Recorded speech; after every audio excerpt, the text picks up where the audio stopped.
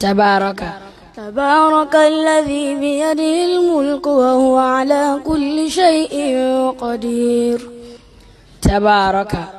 تبارك الذي نزل الفرقان على عبده ليكون للعالمين نذيرا. تبارك الذي إن شاء جعل لك خيرا من ذلك جنات تجري من تحتها الأنهار ويجعل لك قصورا. تبارك الذي جعل في السماء بروجا وجعل فيها سراجا وقمرا منيرا.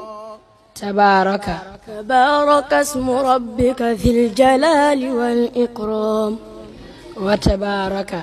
وتبارك الذي له ملك السماوات والأرض وما بينهما وعنده علم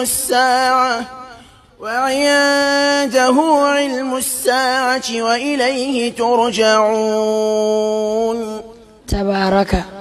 إن ربكم الله الذي خلق السماوات والأرض في 6 أيام ثم استوى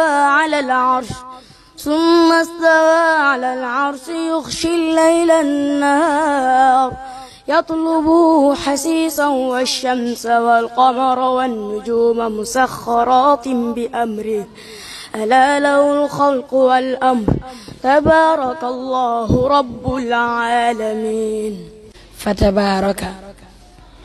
ثم خلقنا النطفة علقة فخلقنا العلقة مضغة فخلقنا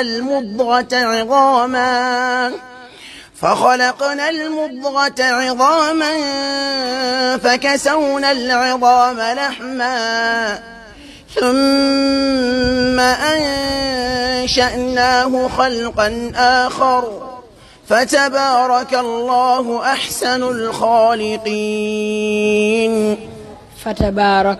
الله الذي جعل لكم الأرض قرارا والسماء بناء وصوركم فأحسن صوركم ورزقكم من الطيبات ذلكم الله ربكم فتبارك الله رب العالمين. صدق الله العظيم. تكبير.